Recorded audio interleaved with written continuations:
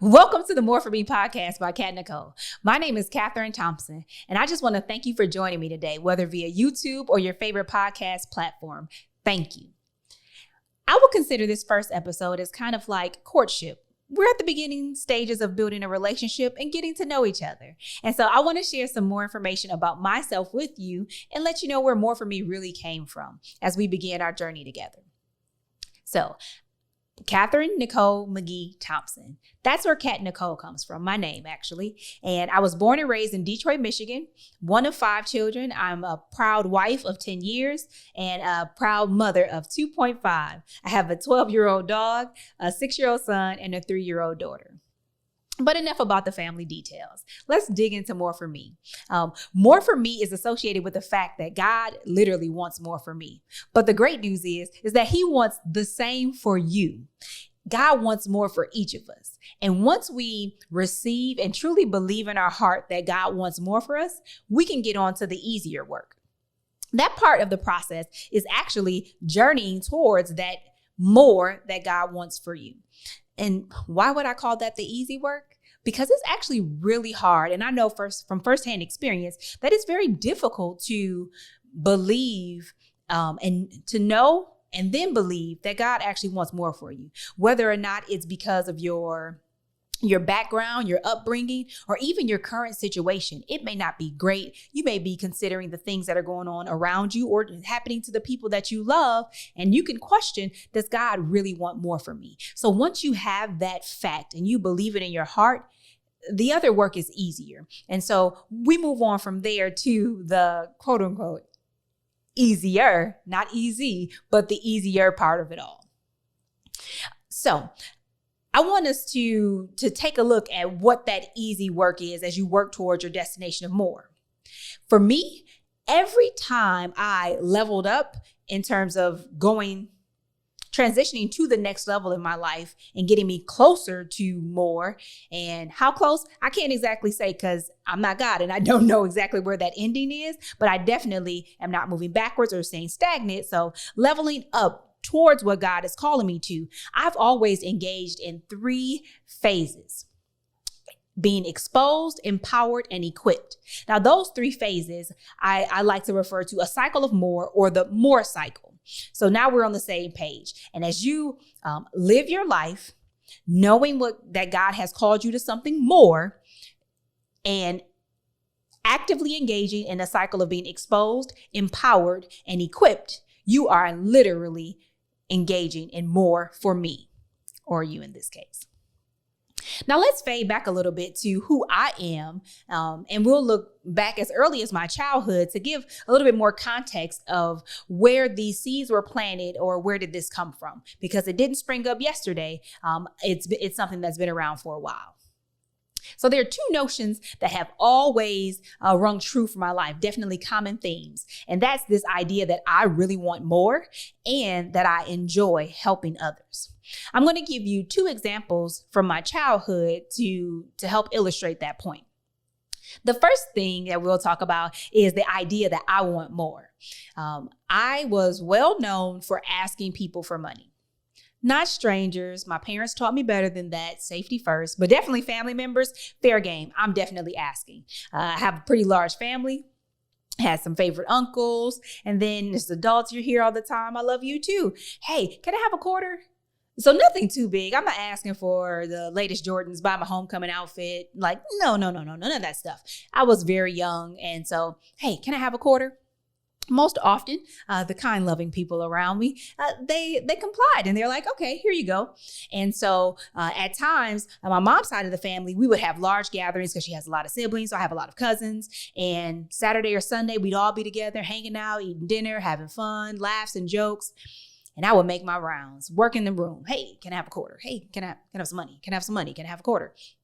And get my little collection going. And at some point during the day, we generally end up going to the store, local store. We'd all walk there together. We get there. I see something I want. Lo and behold, it's candy. Hey, can you buy this for me? And the adult, or one of the adults with us, maybe an older cousin, is like, hey, you just got all that money. Where's your money? You can buy it. Beg to differ. That money is for me. I need you to buy this.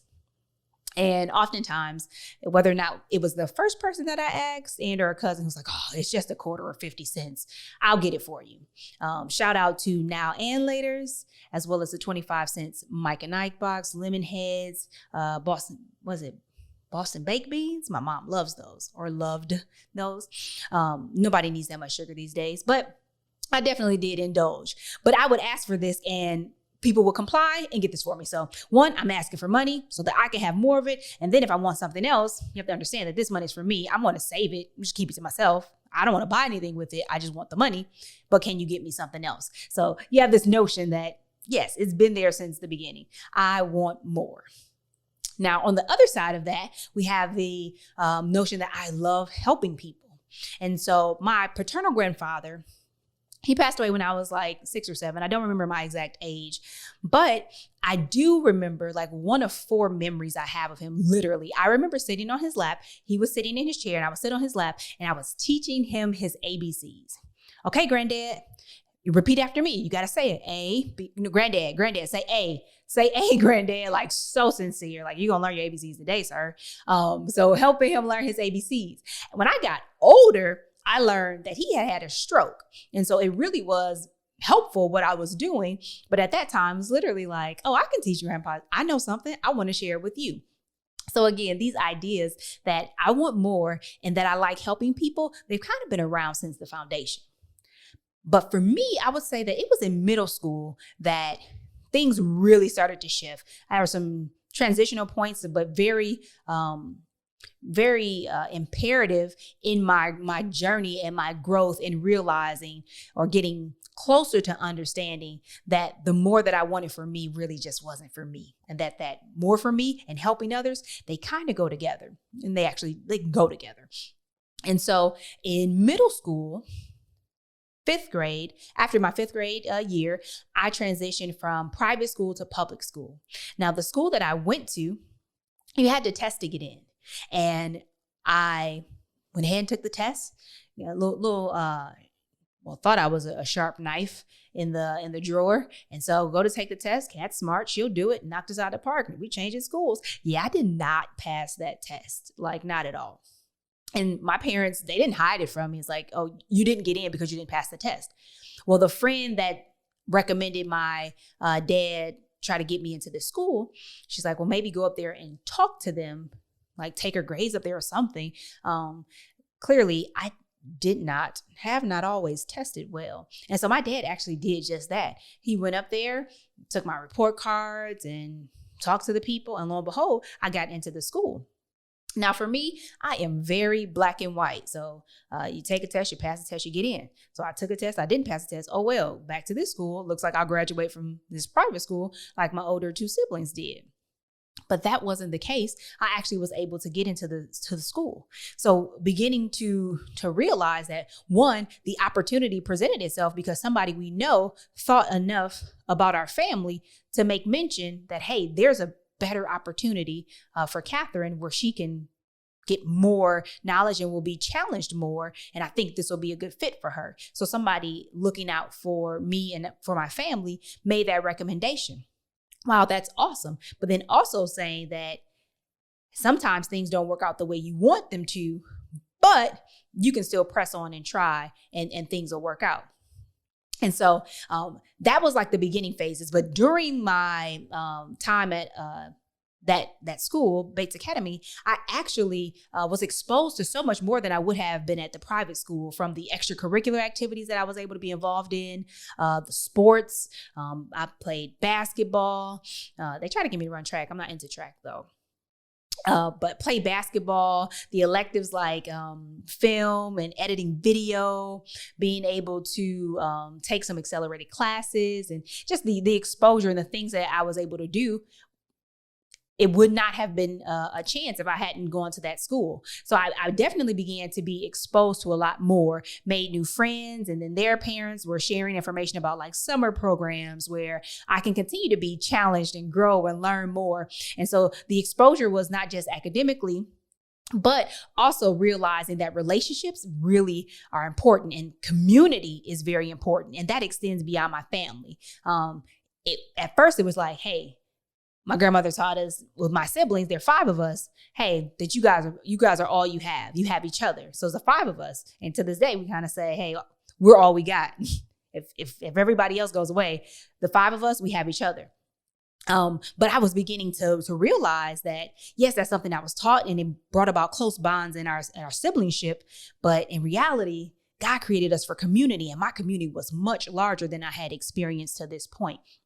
And so really appreciating that, being empowered the entire way. My family has always been very, very supportive. And then to couple that with our church family, my grandmother and her old homies, the other mothers and older ladies of the church that would love on me and pour into me and, look out for me, as well as the other adults from coaches and people in teachers, people in the extracurricular activities I was involved in that really took a genuine interest and really had nothing to gain from it, but wanted to give something else to you. And I think that was definitely amazing. And being equipped, the different things that I participated in were literally building up my resources, my toolkit and skills, if you will, to move forward in life and experience some of the other things that I did, like attending the University of Michigan and things like that.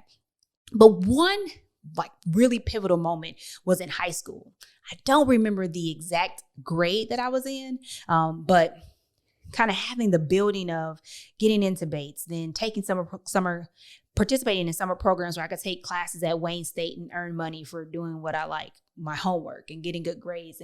And so you just had these things mounting. And it was because of outside influence, other people that we were connected to that were around that allow for this to happen. And one day it just really hit me. And I said, man, this is what I want to do. I want to give back to other people, and make room for them to do things like other people have for me. So back then it was very narrow. Like I'm a diehard Detroiter, still have a 313 number. No matter how many states I move to, I'm not changing my phone number because I want to be connected to Detroit, even if I don't live there. But that I want to help kids in the city of Detroit, young people. I want to help them be able to do more, to show them that there's more in life in whatever way I can. I want to teach them and connect with them so that they know too that, hey, even from a working class family, even though you're the first to graduate in your nuclear family from college, even with all these things that are seemingly opposition against you, that you still have a chance and there's a possibility for you to go ahead and do more and be more. Now, I didn't have those exact words in high school, but my heart was like, I have to figure out a way how to give back, how to do for other people.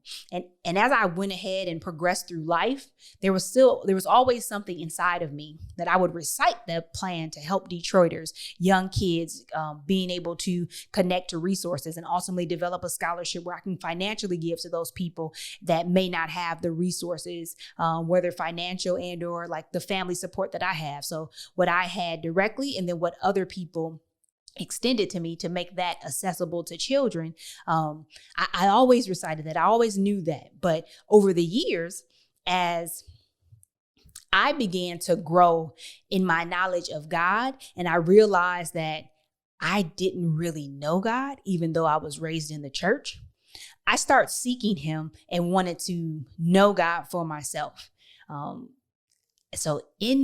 It was post-college that I really began to embark upon that journey. And I got really passionate about it, so much so that I went and got a master's in pastoral studies, not to go on to get an MDiv to preach and teach from anybody's pulpit or platform, but because I knew how serious I took school.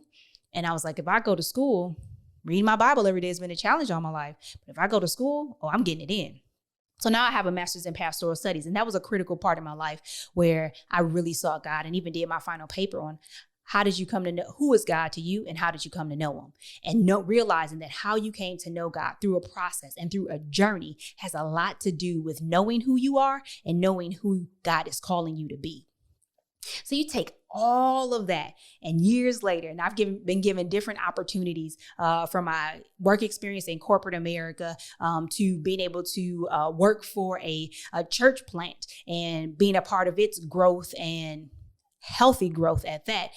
all of these things, motherhood, being a wife, being a daughter, a sister, like all these things have come together to really help me see and understand that the things that I like the more, which happen to be connected to money and finances, that wanting more and to have a better life, but then insert God here and realizing that I just don't want more like achievements and accolades and stuff, materialistic, but I want the more that God has for me. There's something that can happen spiritually for me. And like Solomon, you ask for wisdom and God's like, man, that's a dope request. I'm gonna give you everything else. But the other things are feasible too. But in asking for that one thing or seeking God, that you will get more. That more looks different for everybody, but there's still that possibility of more. So I became, I would say, focused. That's a nice way to put it. I became very focused on helping other people. And it's gone from things to, from as small as, hey, I'll update your resume. When I transitioned from corporate America, yes, my husband, he's like, what are you doing? You're updating somebody else's resume? Like, hey, if you know anybody, your friends, people you work with, just let them know. Yep, I have time on my hands. I'm no longer working. I don't mind doing it. I'll help. Get on the phone with them, put in the time. So updating resumes, finding places to volunteer, serving at the church, just whatever it is that I can do to connect with people and give back to them, that's what I want to do. And if I can do that in a way that helps you see the God in me and draws you to God, then it's that much better. So all of that to say that I believe there's more for me, but through my growth and maturing, I also realize that there's more for other people. And even if it's just a nugget, that there's something that I can share, that I can do to help you realize the same. And if you're a person that realizes there is more for me, but you're not sure how to get there, I can share my experiences and my insight and wisdom and try to help you begin to take steps to journey towards that place. So I not only want more for me, but I want more for you as well. So I want to thank you today for taking the time to listen and share in this courtship, the relationship building, for us to establish our connection and realize where we are now, who I am, and where I'm trying to go. And I just don't want to go someplace for the sake of going, but I like to go on a journey and for you to accompany me. And together we can progress towards the more that God has for us. So thank you for joining today. Make sure that you like, share, and subscribe. And be sure to join us here next week as we continue to dig into the more that God has for me and you. Let's get it.